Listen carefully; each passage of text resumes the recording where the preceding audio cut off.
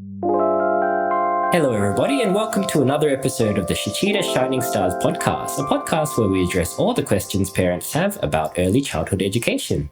My name is Mr. Dan, and with me today is a very special guest. She is the Centre Manager of the Parramatta campus of SHICHIDA Australia. Please welcome to the show, Shabnam. Hi, Shabby. Hi, thank you for having me. Thank you for joining us. Shabby is here today to talk us through some of the do's and don'ts when it comes to how parents view their children. Parenting can, of course, be challenging, and especially for new parents, it is very easy to fall into parenting pitfalls that can have a detrimental effect on both you and your child.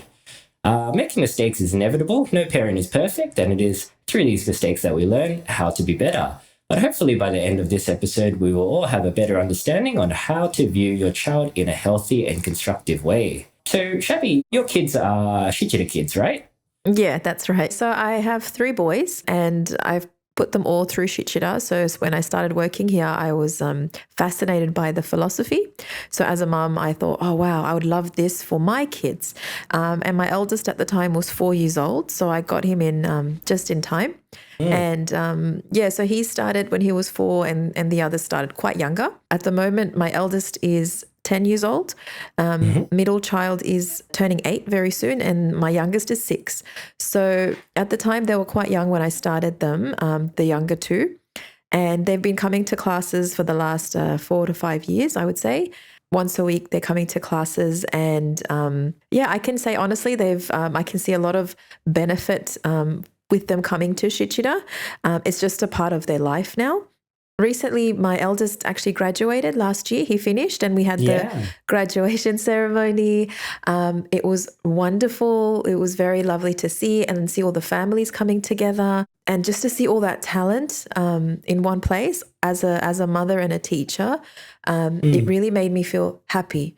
It's like I was with those students and also my own kids, say, from the start of the journey, and to see them taking so much out of the program at the end, it's so rewarding.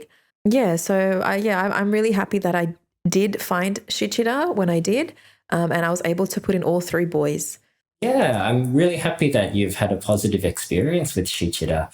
And I mean, bringing in 3 kids for weekly classes, although it's a massive benefit to them, it must have come with a few difficulties as well, right?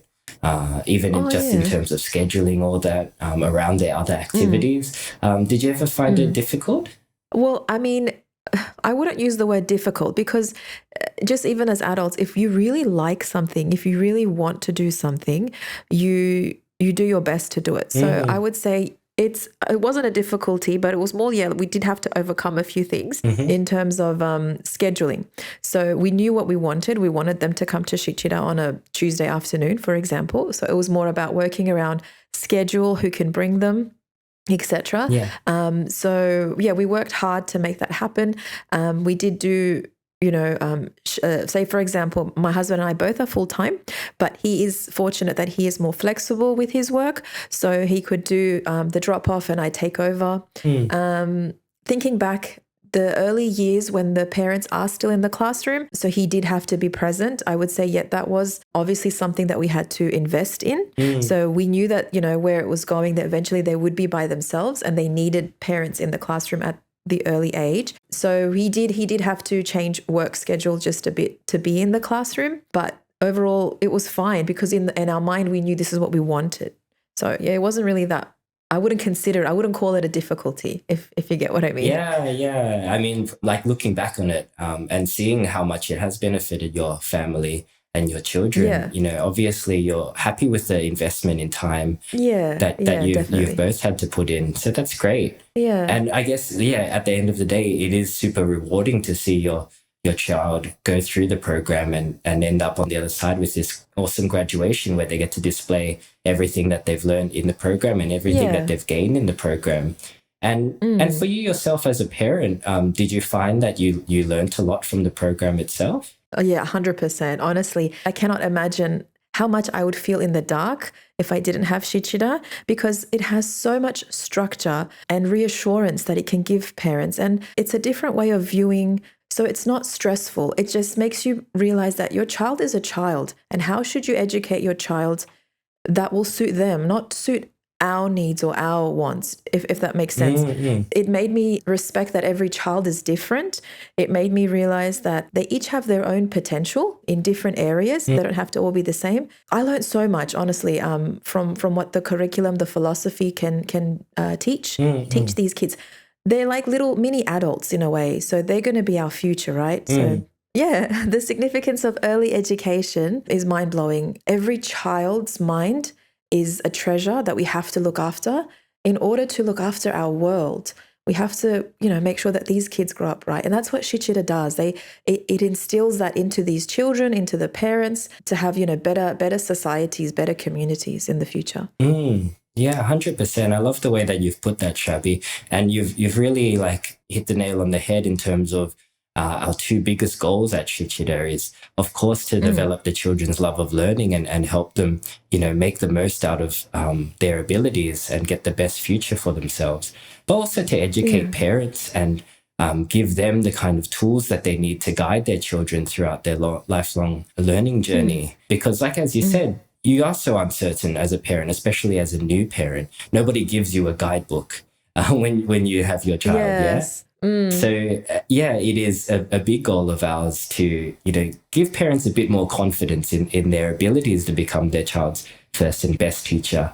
That is indeed the goal of Shichida as a whole, this podcast, of course, and specifically this episode as well. So we were going to talk today about some do's and don'ts when it comes to viewing your child. So you've gotten us off to a really good start in saying that children are the future. Yeah, they are going to shape the world in the future. So we should always keep that in mind. But there are also a few kind of easy mistakes that parents might make when viewing their child. Can you just run us through a couple of those? Oh, yeah, definitely. Because as I said, I've got 3 boys and they've all got different personalities. With the help of Shichida, I actually understand, and I have to remind myself as a parent, we definitely do not compare. We shouldn't compare our kids to other kids or to siblings, right? Because every child is very unique, just like every adult is very unique, right? And we shouldn't expect perfection. We shouldn't be perfectionists, because what is perfect? Every child is different. Every human is different. And if you have that in your mind that you want your child to be perfect in this or perfect in that, you're setting yourself up for disappointment, because there's no such thing as a perfect human being. And we as parents, sometimes this is what we do is we start pinpointing on, my child isn't good at, their numeracy. Oh yeah, they're good at their English, but what's wrong? Why can't they do their numbers? Why can't they do that? It's like if you focus on the negative and what they can't do, you've lost sight of what they can do. And this is very dangerous, and it can actually affect their self-esteem, their education and their learning. So 100%. I do tell myself, as a parent, you should really focus on their strengths and not on their weaknesses, and things that they can maybe develop over time with more nurture and care. Yeah. I mean, it's good to know about them, obviously, so that we can kind of address them in a constructive way. But at the same time, we do have to acknowledge and put a strong emphasis on your child's strengths as well. Because like you said, all children are different. They have different areas of strengths and different areas that they need to work on. If we focus solely on the areas that they need to work on and neglect the things that are doing well, they themselves will feel like they're only doing poorly. Because we always say that children feed off our own energy and the energy that we put out. So it is very easy for children to be influenced by how their parents' reaction to acts and their parents' words. So definitely a little bit of encouragement goes a long way. Yeah. Honestly, that's the truth. Something else I would honestly like to tell parents: you don't have to look at your child in their current form and feel like that's it, that's their complete form.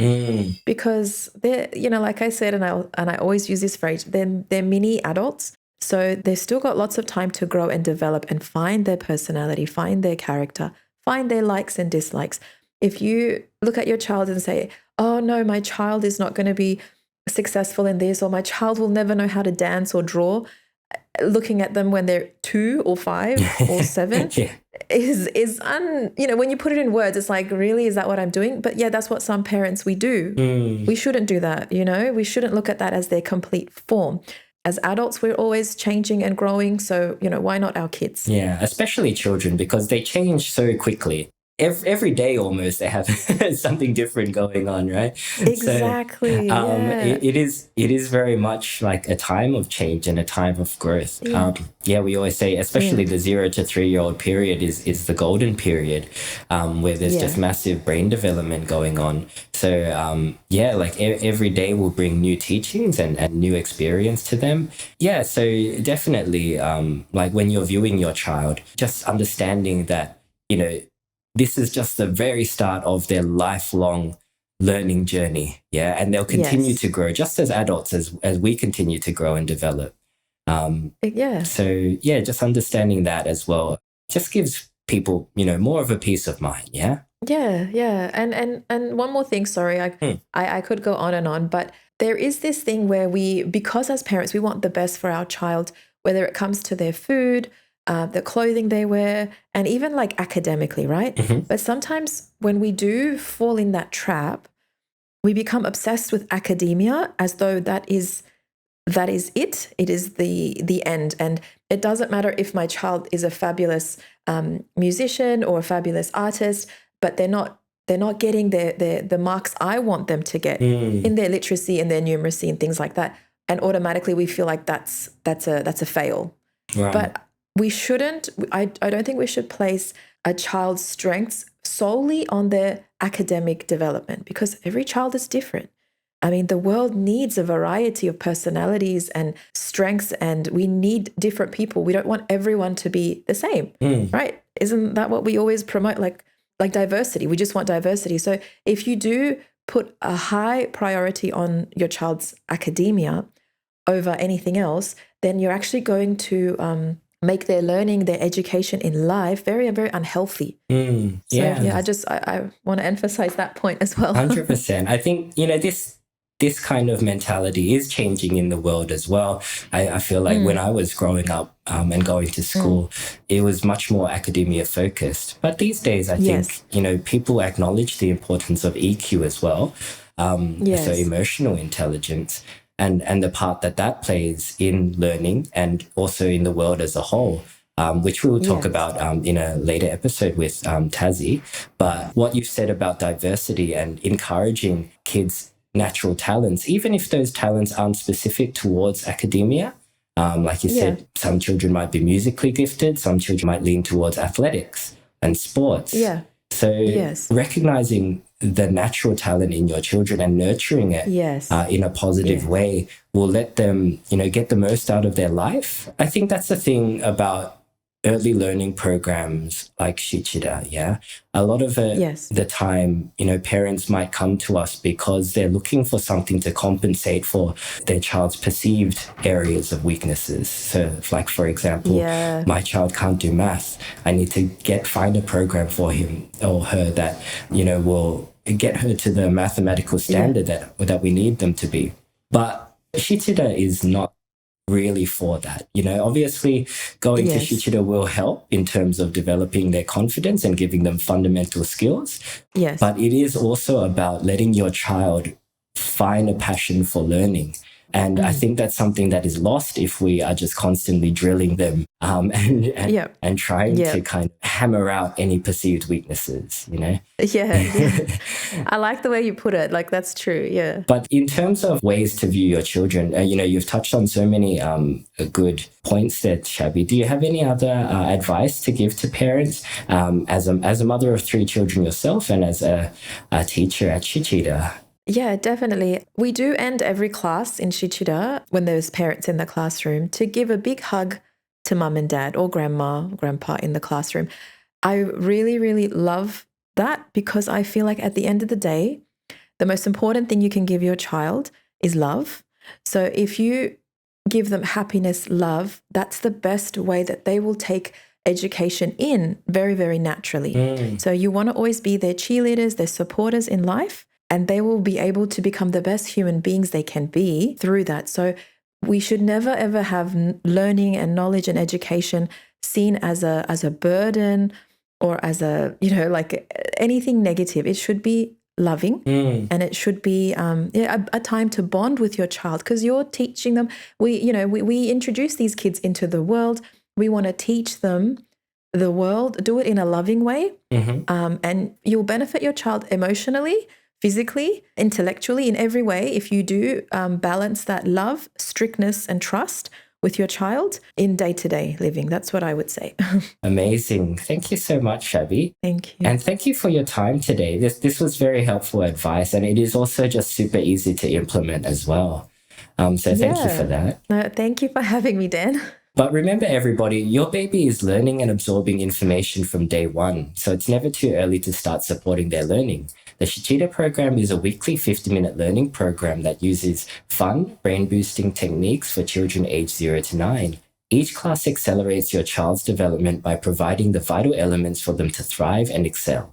For more information on how the SHICHIDA program has been helping parents and kids get an early start on education, visit www.shichida.com.au. You can enter the coupon code FUN50 to receive a 50% discount on your first lesson.